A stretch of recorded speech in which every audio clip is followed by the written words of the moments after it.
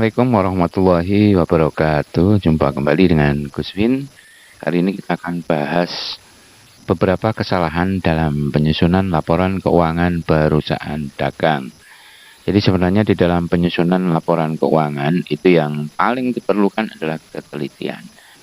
Kita lihat beberapa jenis laporan keuangan yang umumnya dibuat, antara lain adalah laporan laba rugi, laporan perubahan ekuitas atau perubahan modal, laporan posisi keuangan atau neraca, dan laporan arus kas. Pada pembahasan kali ini, saya akan hanya bawa satu contoh ya. Jadi nanti kita akan lihat kesalahan umum di dalam mengerjakan atau menyusun laporan keuangan itu di mana. Baik, kita lihat bahwa dalam akuntansi perusahaan dagang, untuk menyusun atau menghitung laba rugi, itu komponennya kan cukup kompleks ya. Kita tidak langsung menemukan besarnya laba seperti pada akuntansi perusahaan jasa. Oleh sebab itu kenali tahapannya seperti ini. Jadi kita harus mencari laba bersih, tapi harus tahu laba kotornya dulu. Untuk laba kotor kita harus tahu berapa besarnya penjualan bersih dan harga pokok penjualan. Dan kita juga harus tahu penjualan bersih itu sebenarnya apa. Kemudian komponen HPP itu apa saja. Pada video-video sebelumnya kita sudah bahas ya masing-masing ini. Yang ketinggalan bisa lihat di deskripsi, di situ ada linknya untuk dilihat. Kemudian untuk HPP sendiri ya, untuk HPP atau harga pokok penjualan sendiri, kita tahu bahwa harga pokok penjualan komponennya juga cukup kompleks. Namun kalau kita lebih jeli sebenarnya simpel kok ya. Jadi harga pokok penjualan itu pada dasarnya kan persediaan awal ditambah pembelian bersih dikurangi persediaan akhir. Kalau kita mau mencari barang siap jual sebenarnya adalah persediaan awal ditambah pembelian bersih, itu barang siap dijual. Sedangkan kalau mau lanjut ke HPP, kurangi dulu dengan persediaan akhir. Nah sekarang pembelian bersih sendiri, ini ya pembelian bersih sendiri kan komponennya pembelian ditambah beban angkut pembelian dikurangi potongan dan retur pembelian. Di rumus kita yang terdahulu kita sebut potret ini ya, potongan dan retur. Ini kita benar-benar harus teliti.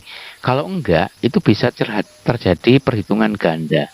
Nanti saya akan bawakan contohnya ya. Ini contoh untuk HPP. Kalau untuk yang menghitung perubahan ekuitas enggak ada masalah, sama saja seperti ini. Baik di akuntansi dagang maupun akuntansi jasa, rumusnya ya seperti ini, simple banget. Cuman kita kan harus bisa membedakan kapan harus menjawab soal uraian, kapan harus menjawab soal pilihan. Baik, ini saya bawakan salah satu contoh soal. Coba kita perhatikan data ya. Coba kita analisis data dulu. Data sekian banyak ini sebenarnya nggak semuanya dipakai. Kayaknya tadi saya katakan, kesalahan yang sering terjadi di dalam penyusunan laporan keuangan itu adalah karena ketidaktelitian membaca data. Kita lihat di sini datanya. Yang pertama ada data penjualan bersih. Kalau penjualan itu sudah bersih, maka komponen yang terkait dengan penemuan penjualan bersih harus dibuang. Kita lihat tadi di rumus ya. Jadi kita kan ada rumus tadi untuk menghitung laba. Dalam menghitung laba kita harus tahu laba kotor. Laba kotor adalah penjualan bersih. Penjualan bersih sendiri ada rumusnya nih. Penjualan bersih adalah penjualan dikurangi potongan penjualan dikurangi retur penjualan kan. Dikurangi dua-duanya. Berarti untuk soal yang ini kita harus buang komponen yang sebenarnya adalah bagian dari penentu penjualan bersih. Apa itu? Retur penjualan. Ini dibuang ini enggak dipakai. Potongan penjualan tidak dipakai karena penjualan bersih adalah penjualan dikurangi data ini itu ya, jadi ini nggak dipakai. Kemudian kita lanjut berikutnya. Nah ini dipakai untuk menentukan besarnya HPP ya, harga pokok penjualan. Di sini kita nemu pembelian bersih, tapi di sini ada beban angkut pembelian, retur pembelian. Apakah ini pakai? Ini juga tidak dipakai. Loh kenapa ini nggak dipakai? Mari kita perhatikan rumus kembali. Kita cek rumus di HPP ya, harga pokok penjualan. Pada rumus harga pokok penjualan, pembelian bersih itu komponennya adalah pembelian, beban angkut pembelian, potongan pembelian, dan retur pembelian. Jadi karena pembeliannya kondisinya sudah bersih ya, nilai dari pembeliannya sudah bersih, maka ini sudah nggak dipakai karena ini sudah menjadi pembelian yang bersih. Ini adalah pengecoh. Nah, dalam soal seperti itu. Jadi makanya hati-hati kalau menemukan soal-soal yang datanya banyak, jangan langsung semuanya dipakai. Perhatikan dengan detail apakah dipakai atau dibuang. Oke. Nah, di sini pertanyaannya adalah berapa besarnya HPP? Kita tahu tadi rumusnya HPP, kalau rumus lengkapnya kan nggak gini ya, panjang. Pada dasarnya HPP itu persediaan awal ditambah pembelian bersih dikurangi persediaan akhir. 3 komponen besar saja. Nah, kita bisa hitung.